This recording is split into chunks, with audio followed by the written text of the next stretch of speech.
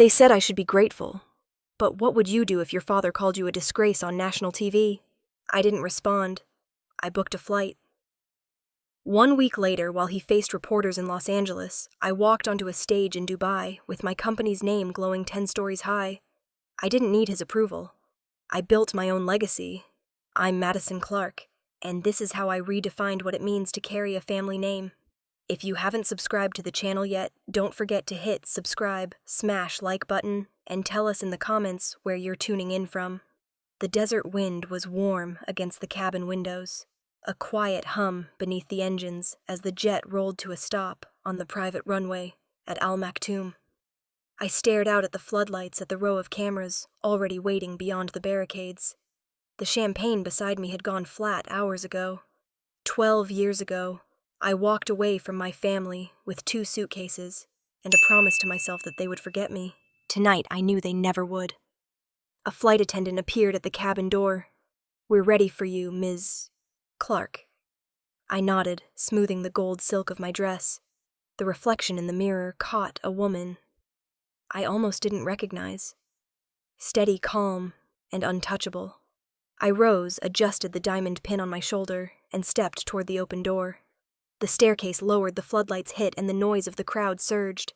Cameras clicked in bursts of white, the air thick with heat and flashbulbs. "Madison Clarke, CEO of Clarke Hospitality Group." A voice shouted through a megaphone. "Title sponsor of the Dubai Luxury Summit." My heels touched the tarmac 1 step at a time, the sound sharp in the night air. I smiled slightly for the cameras, not wide enough to look eager, just enough to make them wonder what it felt like to be me.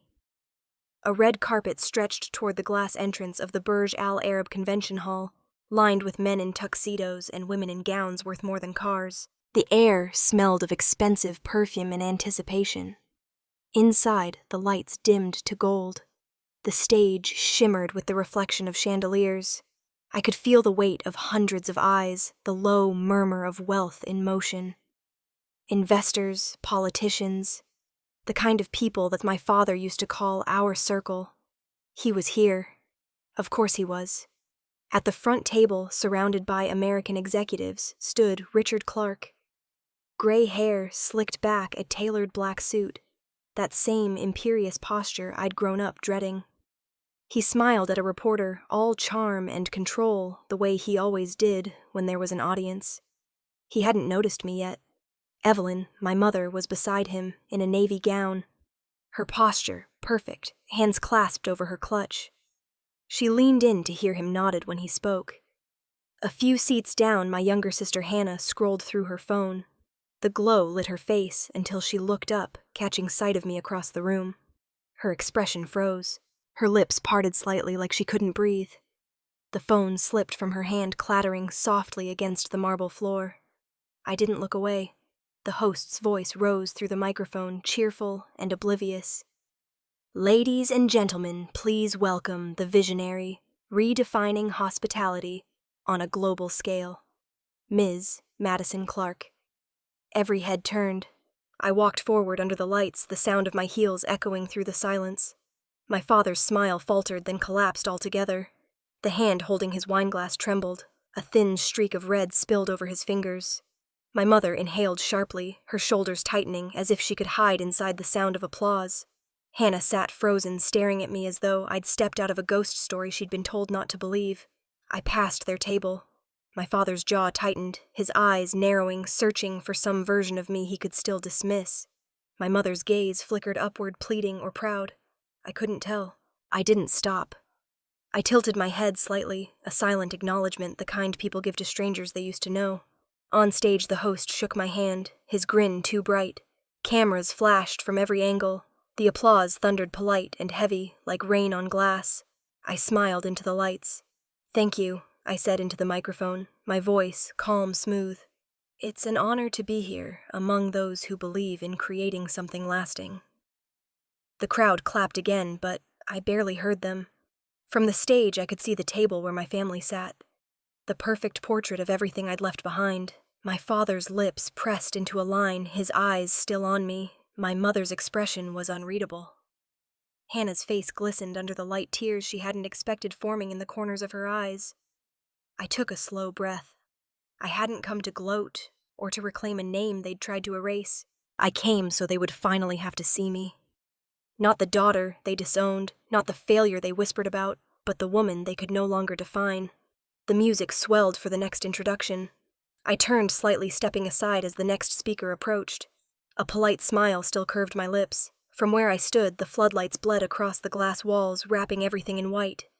And for the first time in 12 years, I saw them standing in that light with me, motionless, stripped of certainty, their smiles frozen mid-performance. It was enough. The silverware gleamed beneath the chandelier, every plate placed with military precision. My father liked dinners to look like discipline. He sat at the head of the table in his dark gray suit newspaper, folded neatly beside his wineglass. The silence was so tight, it hummed. He cleared his throat, unfolded the paper, and read aloud, each word like a nail. Clarke heiress.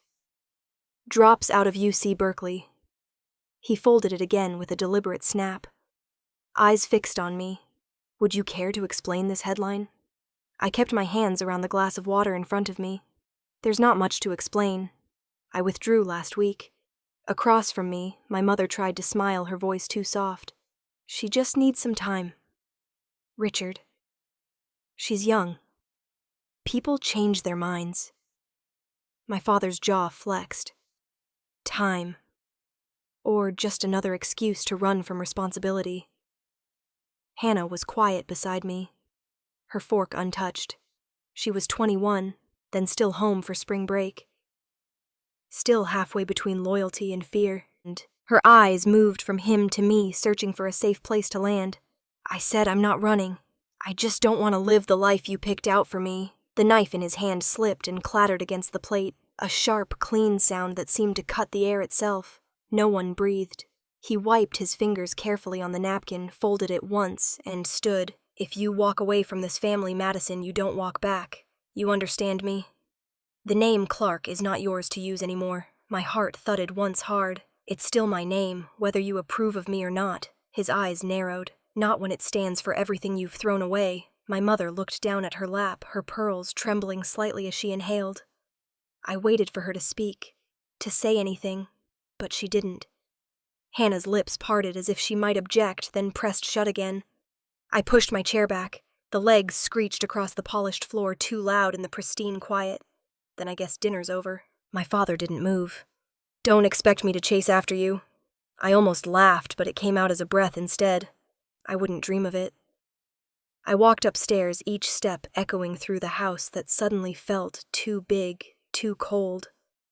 In my room, the walls were lined with photographs. Graduations, holidays, charity galas, all choreographed moments of perfection. I stared at them, realizing not one photo captured who I really was.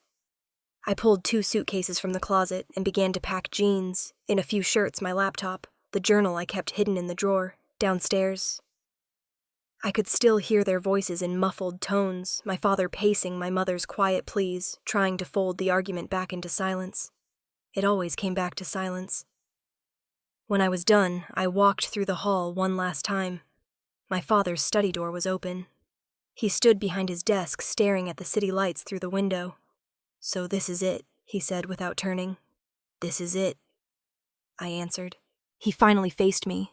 You're throwing away everything we built. No, I said. You built something for yourself and expected me to live inside it. His lips pressed together. You'll regret this, maybe, I said. But at least it'll be my mistake. The front door creaked as I opened it. The night air hit me, cool, thick with the scent of wet grass and jacaranda. The long driveway stretched ahead, pale under the moonlight. I paused, hoping stupidly to hear my mother's voice call me back. Nothing. Behind me, the house glowed like a museum, beautiful, lifeless. My heels clicked against the stone path until I reached the street. A car passed, headlights sweeping over me before disappearing. I pulled my jacket tighter. The chill sank deep, not from the cold, but from the weight lifting off my shoulders. Freedom, I realized, didn't feel like wings. It felt like walking into the dark without a map. At the end of Palm Avenue, I turned to look one last time. Through the high windows, I could see them still at the table. 3 silhouettes frozen in light, a portrait of everything I wasn't allowed to be. They thought I was leaving out of anger. But the truth was simpler. I just couldn't keep asking permission to exist. I turned away and kept walking until the house disappeared behind the trees. The room smelled faintly of salt and bleach, the kind of scent that clings to ocean motels and never quite leaves. The window faced the water, but the glass was fogged, and the curtain frayed at the edges. I could hear the distant crash of waves beneath the hum of traffic from the Pacific Coast Highway. The bed took up most of the room. Beside it, my suitcase sat half unpacked. A reminder that I still hadn't decided whether I was staying or just waiting to move on. The alarm went off at 5. I showered in cold water, tied my hair back, and buttoned the pale blue uniform of the Ocean View Inn. The fabric had lost its color from too many washes. I walked the 5 blocks to work, the morning fog rolling in from the sea thick enough to blur the horizon. The lobby smelled of coffee and disinfectant. I turned on the desk light and booted the ancient computer that froze if you hit the keyboard too hard. A couple from Ohio waited in line before check-in officially opened. The woman tapped her foot. "We booked a suite with an ocean view. Why isn't it ready?" I smiled, keeping my tone even. "I'm so sorry for the delay, ma'am. We've had a late checkout this morning, but I can move you to a larger suite at no extra cost." She blinked, her irritation softening. "Really?" "Of course. I'll make sure there's champagne waiting." The husband's posture eased. "That's actually very nice of you." Once they left, I exhaled. My hands trembled just slightly as I smoothed the desk. I hadn't realized I'd been holding my breath the whole time. The lobby door opened again, the bell chiming softly. A woman in a cream suit walked in, her heels, silent on the tile. She was in her late 50s, silver hair pinned neatly, a watch that probably cost more than my car had ever been worth. She carried no luggage, only a tablet, and a calm authority that made the manager straighten instantly. I noticed her sittings in one of the armchairs, watching as I helped an elderly couple with directions. Her eyes followed every movement, assessing, not judging. When the guests left, she stood and approached the counter. "You handled that well," she said. Her voice smooth, low, the kind that expects people to listen. "Thank you," I replied, unsure what else to say. She smiled faintly. "Do you study hospitality management?" "Not really." I hesitated. "I study how to survive." That made her laugh softly genuine. "Good answer." She reached into her bag and pulled out a business card. "My name's Vivian Hayes. When you're ready to do more than survive, call me." The card was simple, embossed with gold letters.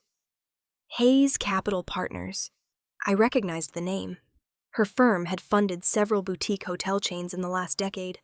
I glanced up, but she was already walking out the glass doors, sunlight spilling across her shoulders. The rest of the day passed in a blur of check-ins, towels, and receipts. At lunch, I sat behind the staff door, eating a granola bar, turning the card over in my hand. The edges caught the light like it was made of something heavier than paper. By the time my shift ended, I'd memorized the number without meaning to. Back in my room, I dropped my bag on the floor and opened the window. The air smelled like seaweed and gasoline. Below, surfers were pulling their boards from the water, laughing in the fading light. I sat on the edge of the bed, still in uniform, and placed the card on the nightstand. I tried to imagine what ready meant. Ready to fail again. Ready to risk calling someone who probably forgot my name the second she left. People like Vivian Hayes lived in a different world, one where money solved problems instead of creating them. Still, her voice had carried a certainty I hadn't heard in years, the kind that makes you believe someone has already seen your future and found it worth investing in. I changed into a t-shirt, made tea from the motel's ancient kettle, and turned off the lights. The glow from the window stretched across the floor, reaching the card. I picked it up once more, tracing the raised letters with my thumb. I thought of my father's voice, sharp and cold, telling me I'd regret leaving. I thought of my mother's silence, of Hannah's eyes that night. Regret had always been a luxury in our house. No one allowed themselves the time to feel it. Now, sitting in this tiny room with the ocean breathing outside, I realized regret wasn't what haunted me. It was the fear that he might be right, that I'd left everything for nothing. I placed the card back on the table and lay down. The waves hit the shore like a heartbeat. The room hummed with the sound of cars and ocean wind. I used to believe opportunity only knocked on doors lined with marble, but maybe it just whispers to people who are still awake to hear it. I closed my eyes and listened. The morning light in Beverly Hills always looked too expensive. Even through the smudged window of the cafe I could barely afford. A year had passed since I'd first met Vivian Hayes in the lobby of the Ocean View Inn. I'd moved out of the motel, upgraded to a small studio apartment above a dry cleaner on Pico Boulevard. The walls were thin, but the rent was on time, and that counted as stability in Los Angeles. The cafe was quiet, except for the hum of soft jazz and the hiss of the espresso machine. I was nursing a black coffee I'd already refilled, twice pretending to read job listings on my phone when it rang. Unknown number. Madison Clarke. Yes, this is Vivian Hayes. I think you're ready. The cup stopped halfway to my lips. Ready for what? To stop surviving. 2 hours later, I sat across from her in the corner booth by the window. She looked exactly as I remembered. Immaculate, controlled the kind of woman who'd never once raised her voice, but still managed to command every room she entered. The waiter placed our coffees down and disappeared without a word. Vivian slid a thick folder across the table. I've been working on this proposal for years. A series of sustainable, small-scale resorts. California, Hawaii. Maybe the Pacific Northwest. Places that feel personal. Places with stories. I hesitated before touching the folder. The edges gleamed in the sunlight. You want me to work for you? Her smile was slight. No, Madison. I want you to run it. You'll manage operations, oversee design, hire your team. I'll invest $500,000 to start. I blinked. $500,000. Why me? Because I saw the way you handled chaos, she said simply. You didn't flinch. You didn't defend yourself. You solved the problem and kept your dignity. That's rarer than capital. My throat tightened. What if I fail? She stirred her coffee unbothered. Then I lose money. You, on the other hand, lose your belief in yourself. And that would be far more expensive. I looked at the folder again. Inside were projected budgets, names of potential investors, even a mock logo. The Lighthouse. You already had a name. I always have a name, she said, smiling. But it needs a story. That's where you come in. I sat back watching her. My father would call this reckless. Vivian leaned in slightly. Your father built skyscrapers for people who wanted to look down on the world. We're going to build something that makes people look up again. The air in the cafe felt suddenly thicker. I thought about all the ways this could fall apart. Money failure, my family's name hanging over me like a curse. But then I remembered the motel room, and the smell of bleach and sea air, the way my hands used to shake after every shift. I reached for the pen she'd placed beside the folder. My signature looked steadier than I felt. Vivian lifted her cup. Congratulations, Madison. You just made the most terrifying decision of your life, which usually means it's the right one. I tried to smile, but my pulse was pounding. What happens now? Now you work, she said, and you don't stop until this story belongs to you. We finished our coffees in silence. Outside, the sunlight bounced off passing cars, turning everything into glass and gold. She stood, adjusted her blazer, and said, "Call my assistant tomorrow morning. She'll set up your first meeting with the design team." When she walked away, the air seemed to shift back to ordinary. I sat there staring at the signed contract, the ink still drying. The coffee had gone cold. I drove home along Mulholland Drive, the hills curving like waves around me. The sun was setting over the city, painting everything in a golden haze that made even the traffic look cinematic. For the first time in years, I didn't feel like I was running from something. I was moving toward it. Freedom. I realized wasn't just leaving someone behind. It was daring to believe you deserved to be chosen. I rolled down the window, letting the warm wind hit my face, and drove until the last streak of light disappeared behind the skyline. The paint peeled off in long, curled strips beneath my hands, the salt air from the Pacific biting at my skin. The houses sat on a small cliff in Carmel by the sea, 2 weathered cottages that looked like they'd been holding their breath against the wind for decades. It was 2016, and I'd poured nearly every cent Vivian had invested into these walls. They didn't look like much yet, but to me, they were the beginning of something alive. 5 of us worked from dawn until the light faded over the ocean. Paint rollers thumped against the siding. Someone blasted an old radio, the music carried off by the breeze. The smell of seaweed and sawdust filled the air. We laughed at the chaos of it, the splinters, the misaligned boards, the ladder that refused to stay still. Every mistake was proof we were doing something real. I'd decided on the name, the lighthouse, a week earlier. It felt right. It wasn't about guiding ships. It was about helping people find their way back to themselves. When I told the team, one of the younger guys, Adam, said, "Sounds poetic for a business." I smiled. Then we'll make poetry profitable. By late afternoon, my arms ached, and my shirt was stained with streaks of white paint. I stood back to look at the progress. Against the soft blue sky, the cottages were starting to look less like ruins and more like a dream mid-construction. When the sun went down, the power went with it. A fuse had blown somewhere, and the electrician wouldn't come until morning. We lit candles, sat on the floor, and ate instant noodles straight from the pot. Someone passed around a cheap bottle of wine. The glow of candlelight softened the rough edges of everything. Faces, voices, even exhaustion. "Why'd you name it the Lighthouse?" Maya asked.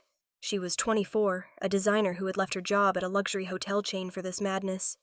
I stirred the noodles, because everyone needs somewhere to anchor, even if it's temporary. She grinned. Deep. I shrugged. "I just want this place to last long enough for someone to find peace here." They nodded, thoughtful.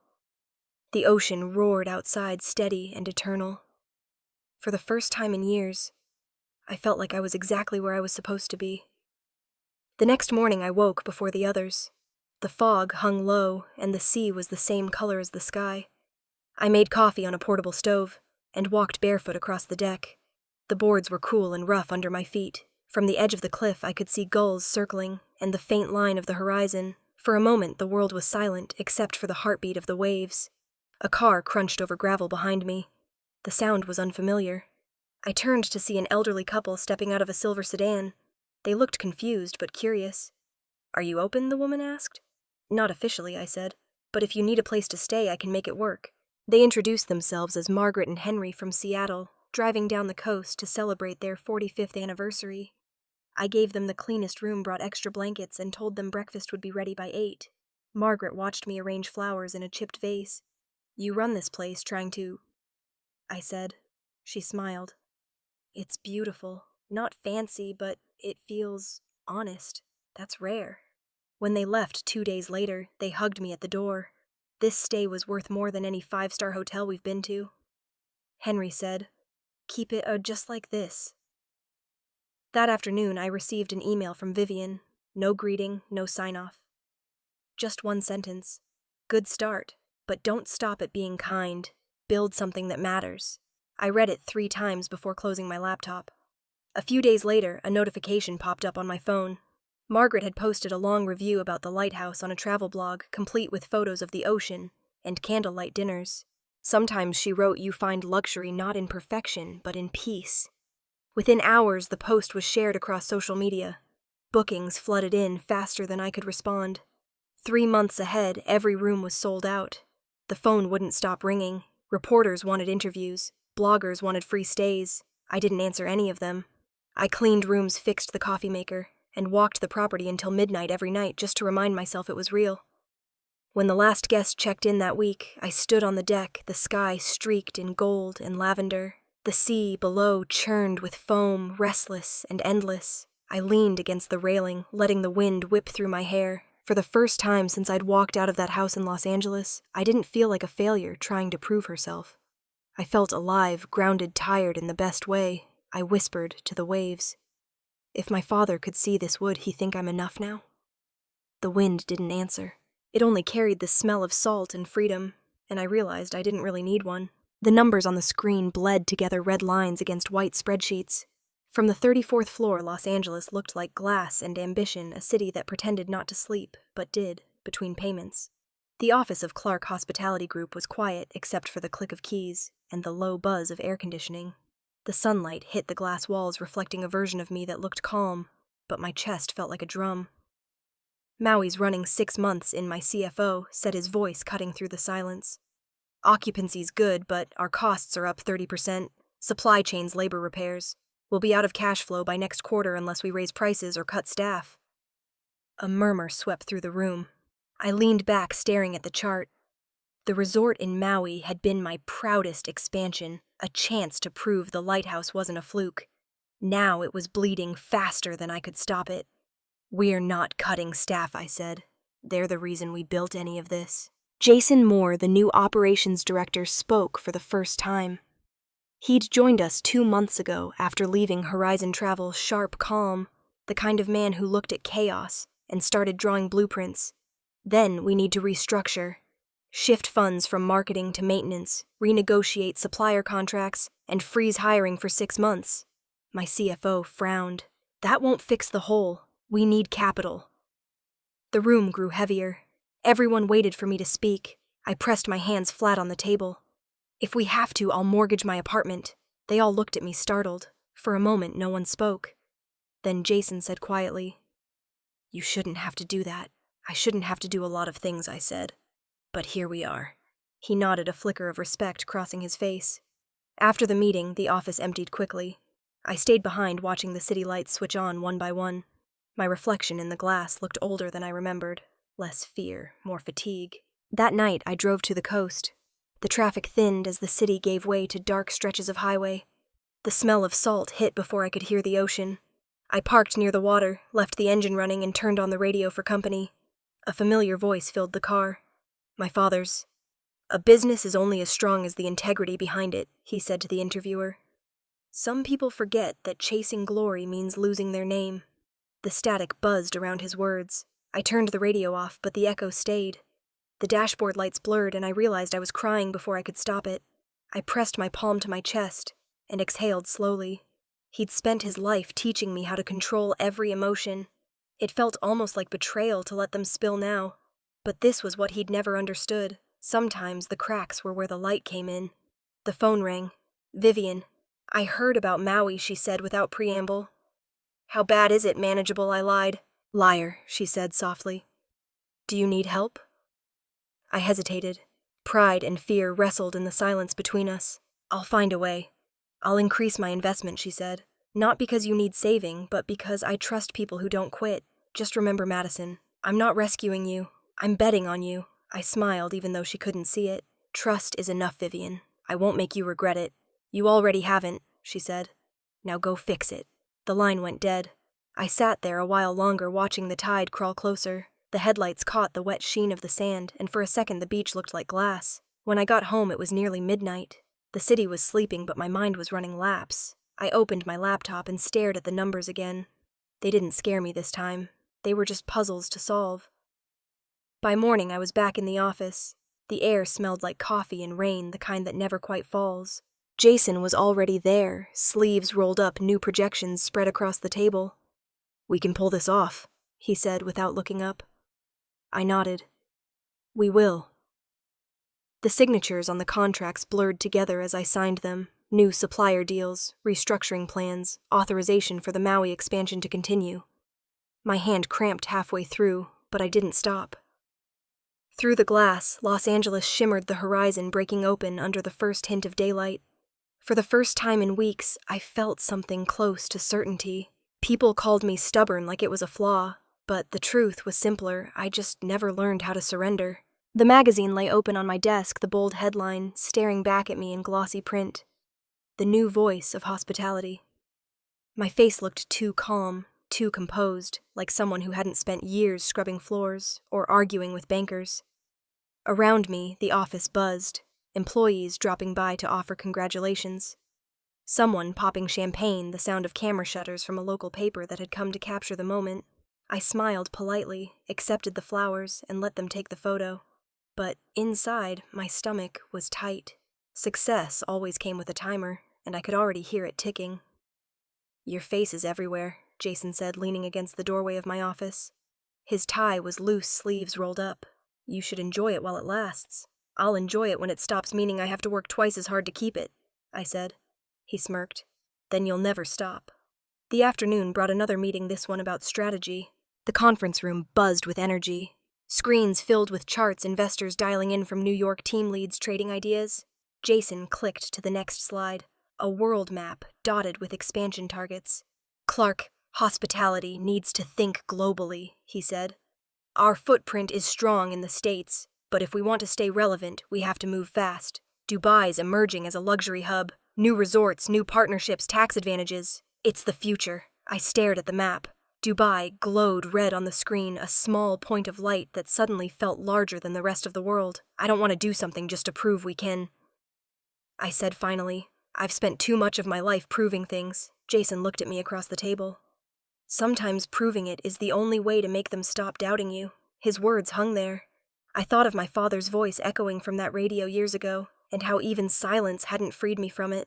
Let's move forward with research, I said quietly. But we do it on our terms. The decision was made, though I could feel it burning under my skin like a secret I hadn't agreed to keep.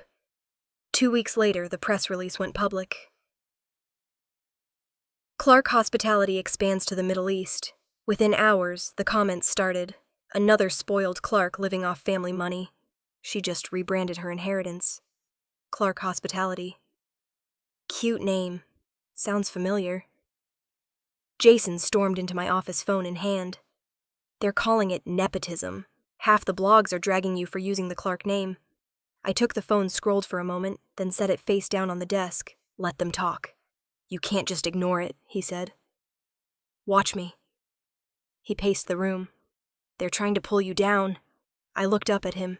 If I react, they win. If I keep building, I win. The silence stretched until he sighed and ran a hand through his hair. You really don't flinch, do you? I used to, I said. It never helped. That night, most of the office cleared out early, leaving only the hum of computers and the distant glow of the skyline. I stayed behind, reviewing the Dubai proposal. The window beside my desk reflected my face against the city lights. A ghost, trapped in glass. The elevator chimed. A moment later, Vivian walked in. She didn't call ahead. She never did. She was wearing a black coat over a gray dress, elegant as always. I see you've made the news again, she said, setting her bag down. I didn't ask for it. You don't have to. It finds people who move fast. She glanced around the office, her gaze settling on the framed Forbes cover. So this is what they call a win. I sighed. Some days I think winning just means staying upright. Vivian took a seat across from me. You know what your problem is? Only one. She smiled. You still think you need permission. From your father, from the press, from the world. Stop asking to be accepted. Women like us don't win because we're forgiven. We win because we stop waiting for approval. Her words hit harder than she knew. She picked up the magazine, studied it for a beat, then set it back down. Keep the Dubai deal quiet until it's signed. Let them underestimate you. That's how you walk past them. After she left, the office felt even larger, too bright under the fluorescent lights. I walked to the window again. The city stretched below, traffic snaking through the streets, neon flickering across glass towers. I pressed my hand against the cold pane. The reflections layered my face, the skyline, the magazine cover on the desk behind me. 3 versions of myself, none entirely real. People thought silence was weakness. I used to think so too, but silence, when you learned how to use it, could be the loudest weapon in the room. I turned off the lights, leaving only the glow from outside. My reflection vanished into the night, and all that remained was the city breathing below. The sunlight in Dubai didn't just shine, it declared itself. Every window, every stretch of glass and steel reflected the sky until it felt like the whole city was made of light. From the top floor of the Burj Al Arab, the skyline rippled like a mirage, towers slicing through the heat haze. I'd been to beautiful places before, but nothing prepared me for the arrogance of this city. It wasn't built to impress. It was built to remind you who had the power to dream bigger than limits. The boardroom smelled faintly of lemon polish and ambition. Papers spread across the table, pens poised. Jason sat to my left, the finance director opposite. The head of the summit's organizing committee stood at the end of the table, waiting for me to sign. This is it, Jason said quietly, sliding the final page toward me. Once you sign, Clarke Hospitality becomes the title sponsor of the Dubai Luxury Summit. Its global exposure. The contract gleamed under the fluorescent light.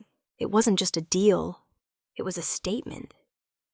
I reached for the pen, but Jason hesitated, checking something on his tablet. His expression changed. Madison, he said carefully. I think you should see this first. He turned the screen toward me. The document listed the summit's financial backers, international banks, real estate firms, and tucked halfway down one name that froze me. Clarke Development Corporation. My father's company, Jason said. They're a minor shareholder in one of the investment funds managing the event, less than 2% stake. I stared at the name. It felt like it was written in ink made from old ghosts. How long have they been involved? At least a year, he said. Probably without knowing you'd end up here. The pen felt heavier in my hand. Sell any holdings connected to that fund, I said. Jason blinked. That could cost us a lot. You'd be giving up the shared profit margin. I don't care, I said. I'm not building this company on my father's shadow. I won't owe him even a fraction of my success. Jason studied me for a second, then nodded. All right, I'll arrange it. I signed the contract. The moment the pen left the paper, cameras flashed, and the room erupted in polite applause. Somewhere outside, a call to prayer echoed through the city, a haunting sound that seemed to cut through the noise of deals being made. After the meeting, I stood by the massive window overlooking the marina. Boats glided across the water like pieces of glass. For the first time in a long time, I didn't feel small. Later that afternoon, Vivian arrived. Her presence filled the space effortlessly, as if she belonged in every skyline. She removed her sunglasses, eyes sharp and knowing. So this is where you've landed, she said. Quite the view. I can't decide if it's inspiring or intimidating. Both. That's how you know it's worth it. She walked closer to the window, looking down at the palm-shaped island that stretched into the sea. You know your father once humiliated me in front of 30 investors at a finance conference in 2001. Said I was reckless for believing in boutique development. Said I'd never survive without his approval. I turned to her. You never told me that. I didn't need to. I outlived his approval. She smiled faintly. And now here you are in the same city where half the men he admired are trying to get on your guest list. You have a chance to balance that scale, Madison. I'm not here for revenge, I said. I just want to close the gap between what's right and what actually happens. Vivian nodded slowly. That's what makes you dangerous. You don't waste energy on hate. You channel it into building things they can't destroy. We stood in silence, watching the light shift across the skyline. The city was beginning to glow, the gold of sunset melting into violet. That evening, I went back to my hotel on the Palm. The air outside was warm and dry, carrying the faint scent of the sea and fuel from nearby yachts. From my balcony, the city looked like a reflection of the stars, every light pulsing against the dark. I pulled my hair back, leaning against the railing. Somewhere across the world, my father was probably reading an article about this deal, wondering if it was coincidence or defiance. Dubai was a place where names mattered, where they could open doors or close them forever. I'd come here not to restore the Clarke name, but to redefine it, to make it stand for something that wasn't inherited, but earned. Below, the marina shimmered with movement. The hum of distant music floated up from a rooftop party. I could feel the wind tugging at the hem of my dress, the city breathing with me. Tomorrow, the press conference would make it official. I'd be on stage again, smiling into the cameras, answering questions about vision and innovation. But tonight, standing under the foreign stars, I let myself feel the weight of how far I'd come. The flash of a phone camera lit the balcony for a second.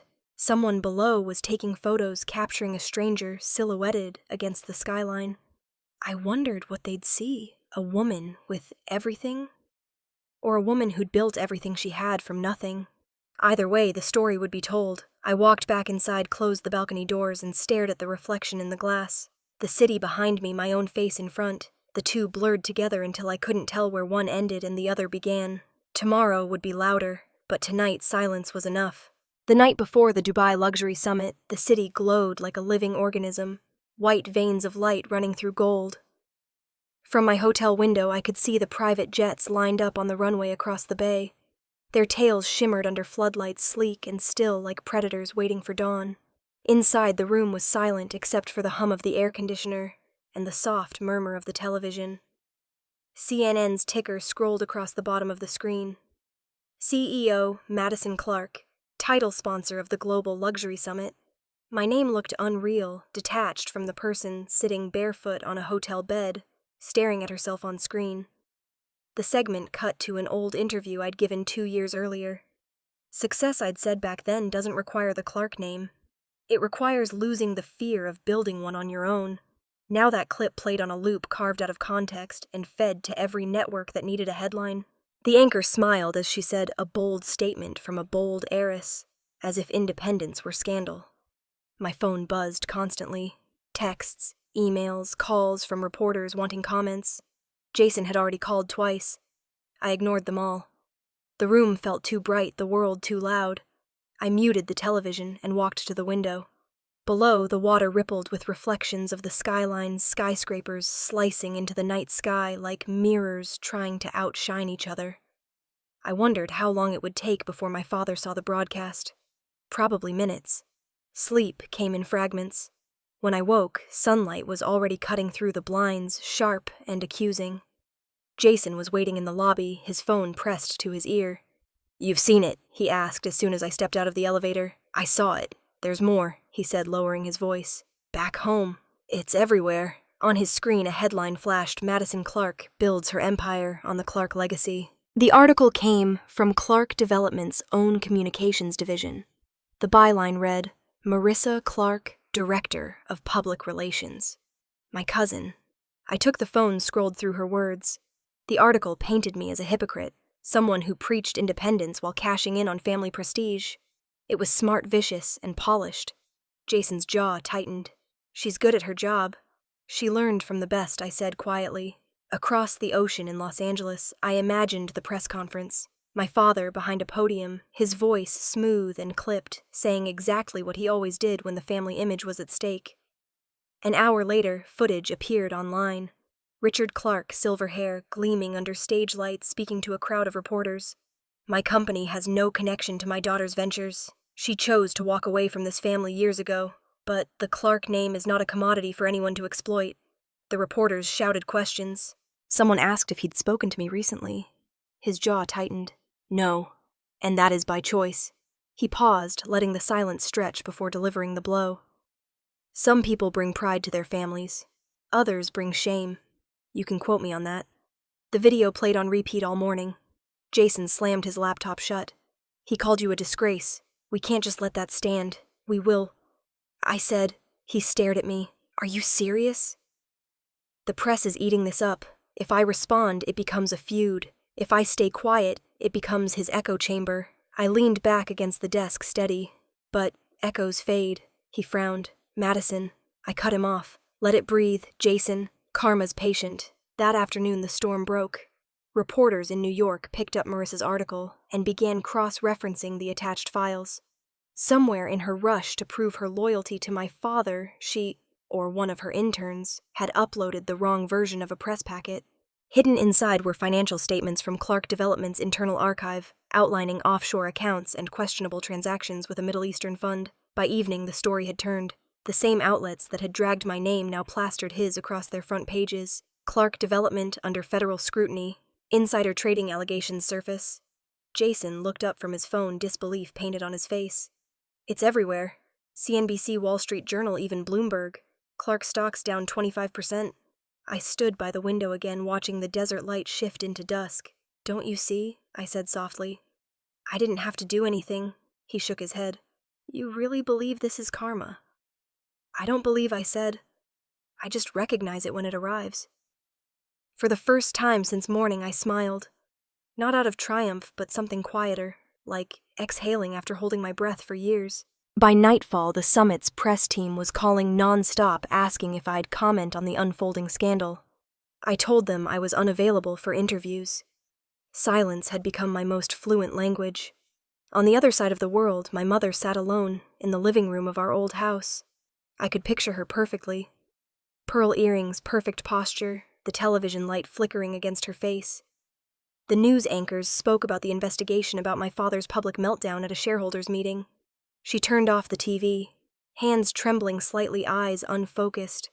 For a moment, I imagined her whispering my name into the quiet. Maybe she finally understood what I'd meant when I said success wasn't about revenge.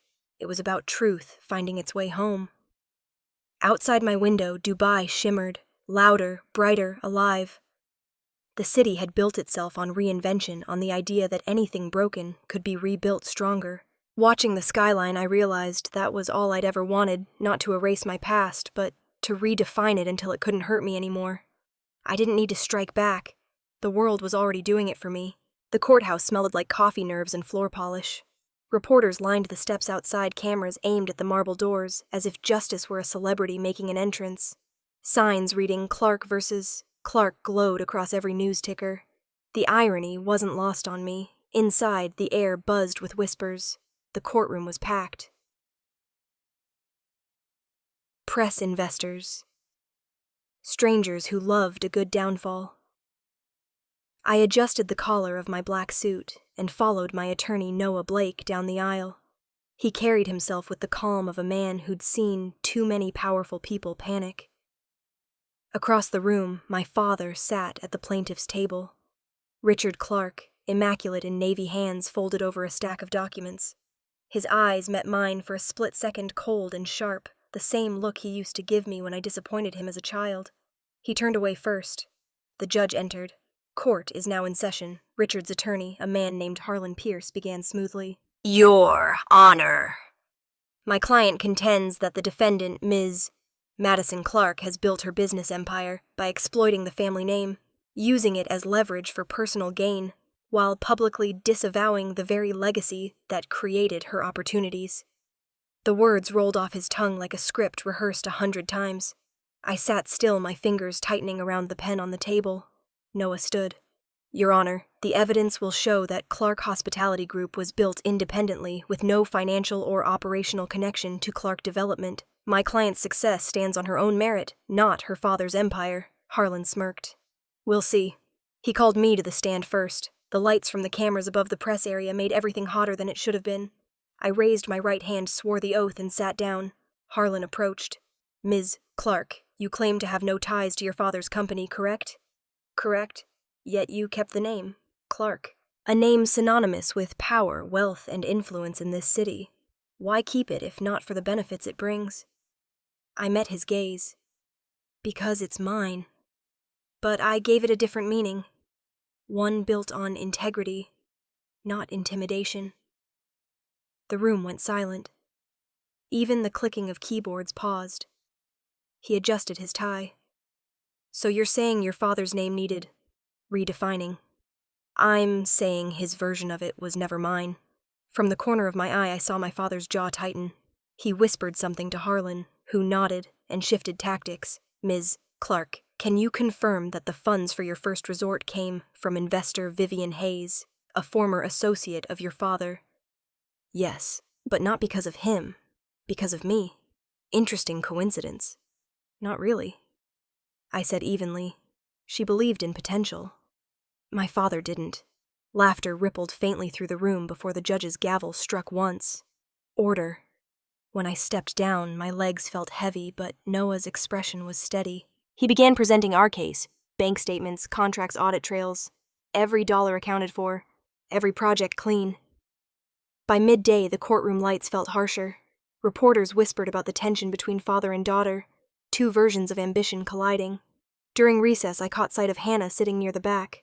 She hadn't spoken to me since Dubai. She looked pale, her hands clasped so tightly in her lap they trembled. Our eyes met, and for a heartbeat, I saw the little sister who used to follow me through the garden, begging to play dress-up in my shoes. She looked away. When the session resumed, Noah was cross-examining one of Clarke Development's accountants when his phone buzzed. He glanced at it, frowned, and leaned toward me. You need to see this. He turned the screen my way. It was a message from an unknown number, but I recognized the area code. Attached was a zip file labeled Internal Transfers, Clarke Development. Hannah's name was in the subject line. Noah stood immediately. Your Honor. The defense requests an adjournment to review new evidence just received. Pierce objected, but the judge agreed to a brief recess. The courtroom erupted in whispers as Noah and I stepped outside. He opened the file on his laptop. Inside were transaction logs, offshore accounts, wire transfers, false invoices, all linking Clarke Development to the fund already under investigation. He looked up at me. This could end the case. And him. My throat tightened. Where did it come from? I think you know. Through the glass door, I saw Hannah sitting motionless in her seat, her eyes fixed on me. When court resumed, Noah presented the new evidence. Harlan tried to object again, but the judge's tone cut him off. Overruled. The court will examine the documents. By the time we finished, the courtroom felt like it was holding its breath. The judge reviewed the evidence in silence, flipping through the pages one by one. Finally, he looked up. Given the new material and corroborating data, this court finds no evidence that Ms. Madison Clarke has profited from her father's company. The claims are dismissed. Furthermore, the court recommends that federal authorities review the financial practices of Clarke Development Corporation. Gasps filled the room. Reporters bolted for the exits. My father sat frozen, staring at the judge, as if the words were in a language he didn't understand. Then he stood abruptly, gathering his papers, and walked out. Cameras flashed as he pushed through the doors, ignoring every shouted question. I stayed seated until the room emptied. Hannah walked slowly toward me. Her eyes were red, her voice barely above a whisper. "I found those files months ago. I didn't know what to do."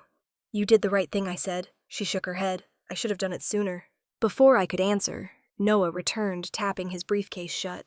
"It's over," he said softly. I looked at the seal of the court on the wall, the gold lettering gleaming under the lights. The room was quieter now, almost peaceful. Justice didn't need to shout. It just needed enough space to stand still long enough to be seen. As I walked outside into the sunlight, the noise of cameras and reporters swelled again. Microphones were thrust toward me, flashes exploded in bursts, but I didn't stop to speak. The truth had already said everything for me. A month after the verdict, Los Angeles felt lighter. The morning sun cut through the haze, casting sharp lines across the skyline outside my office. I was in the middle of a budget meeting, half listening to projections for the next fiscal quarter, when my phone vibrated on the table. Jason's name flashed across the screen with a message that simply read, "Have you seen the paper?" I frowned and opened the link. The Los Angeles Times logo appeared first, then the headline, "When Honor Becomes Bigger Than Love." The byline beneath it stopped me cold. Evelyn Clarke. The room blurred around me. I must have gone quiet because Jason's voice faded mid-sentence. "Madison." "I need a minute," I said, already standing. I stepped out onto the balcony. The wind carried the faint hum of the city, the sound of construction car horns, the pulse of a place always in motion. I scrolled through the article. Her words appeared in black and white, elegant and restrained the way she spoke when she wanted to be heard without raising her voice. "I once believed silence was a form of love," she wrote. "That protecting a family meant swallowing the truth until it lost its shape. But silence can become its own cruelty. It erases the people we claim to protect. My daughter taught me that." I kept reading. She was right to leave. She was right to build something of her own, even if it meant we had to face the reflection of what we'd done. I am proud of her, though. I never said it when it mattered. If she reads this, I want her to know honor means nothing if it costs us compassion. By the time I reached the end, the wind had picked up, tugging at the loose strands of my hair. I blinked against the blur in my eyes. Somewhere below, the street traffic roared like an ocean. For 12 years, I'd imagined my mother's voice saying all the things she never said that night I left home. Now it was printed for the world to see. My inbox chimed. A new email. "Hannah." The subject line read, "I'm sorry." I opened it. "I watched the trial. I saw what you did. I should have stood beside you sooner. I let fear turn into silence, and I'm done doing that. You didn't lose your family, Maddie. You just outgrew the version we were raised to believe in. I hope you can forgive me." I stared at the blinking cursor for a long time before typing back, "You never left me, Hannah. We just took different roads to find our way back." I hit send and set the phone down. For the first time, the silence between us didn't feel like distance. It felt like peace. That afternoon, I drove across town to visit Vivian.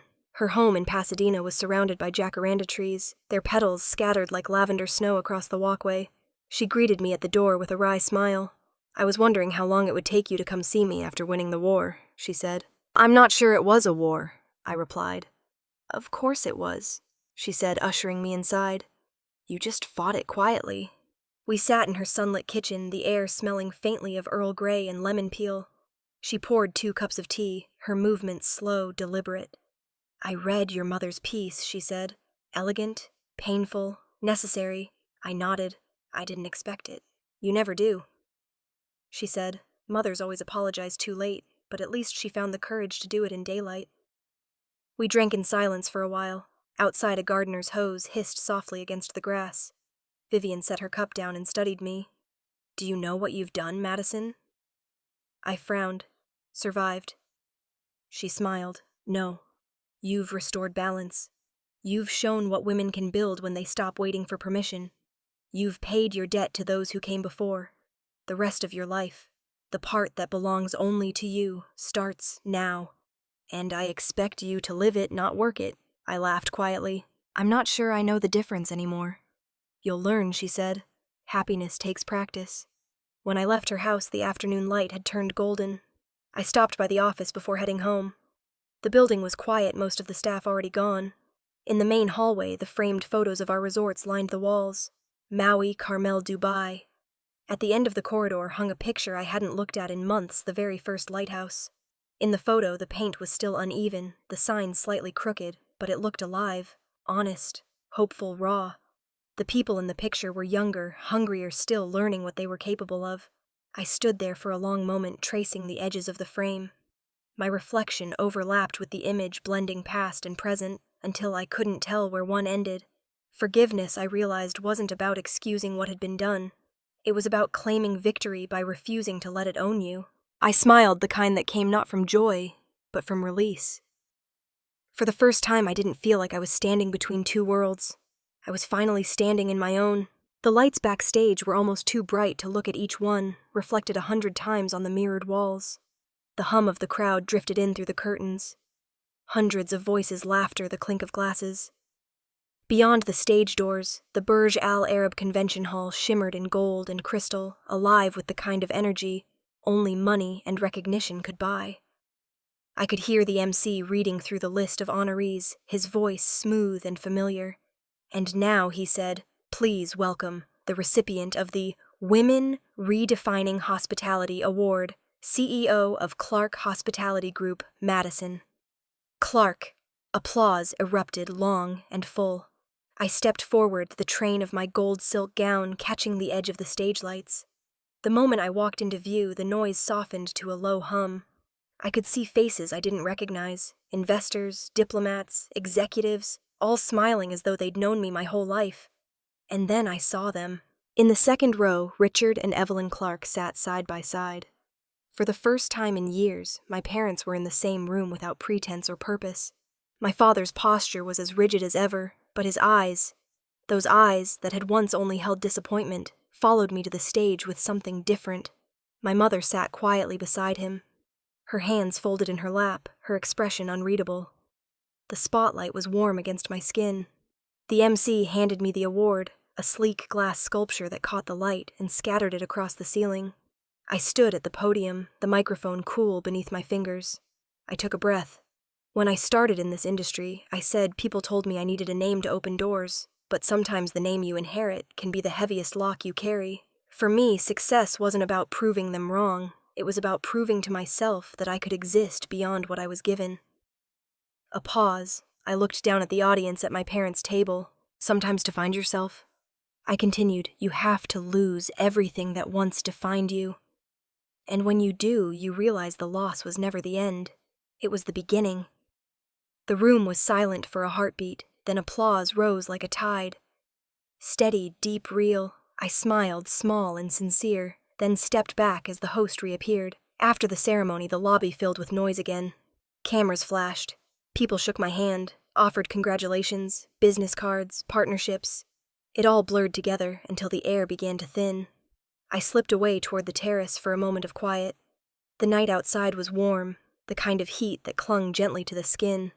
The skyline glittered, each tower reflected in the calm water below. I leaned against the glass railing, watching the city pulse beneath me. "Congratulations." The voice was low but familiar. My father stood behind me, a glass of champagne in his hand, untouched. Up close, he looked older. Smaller somehow. Not weaker, just human. "Thank you," I said. He nodded once. "You've done something I couldn't." I turned toward him. "It's not that you couldn't. You just didn't trust anyone else to stand beside you while you did." He looked down, the faintest smile tugging at the corner of his mouth. "Maybe that's true." We stood in silence. The wind off the gulf brushed between us, carrying the sound of distant applause. He started to say something else, but stopped the words dissolving before they reached air. Instead, he set his glass down on the railing, straightened his jacket, and walked back inside. I watched him go, not with anger, not even sadness, just understanding. Some people's apologies come only in what they choose to show up for. Across the room, I saw Vivian near the bar, speaking with a group of investors. When she noticed my father passing, her expression changed, surprised, then something softer. He gave her a small nod. She returned it. Whatever wound had connected them for decades finally closed in that gesture. The crowd began to thin as the night deepened. Music drifted faintly from the ballroom strings, mingling with the hum of conversation. I slipped out through the side doors and followed the hallway to a private elevator. It opened onto the rooftop observation deck. The view took my breath away every time. The curve of the coastline shimmered under the lights. The desert beyond was a darker gold, endless and quiet. On the runway below, a line of private jets gleamed under the floodlights, one of them mine waiting. I pressed my palm against the glass wall, the cool surface grounding me in the moment. For a long time I had believed that revenge required confrontation, that it needed words, explanations, closure. But standing there looking out over everything I had built, I realized revenge had never been the point. It was the silence after the noise. The way light fills the space where anger used to live. For 12 years I had carried the weight of proving myself, and now the proof stood tall, reflected in every window of this city. I smiled to myself and whispered into the glass, "I'm done fighting shadows." Somewhere behind me, the event music swelled again, but I stayed a moment longer watching the planes, the water, the stars. The world below kept moving, louder, brighter.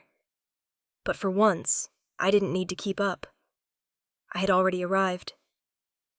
12 years had taught me this: revenge doesn't always need words. Sometimes it only needs you to show up and let the light do the rest.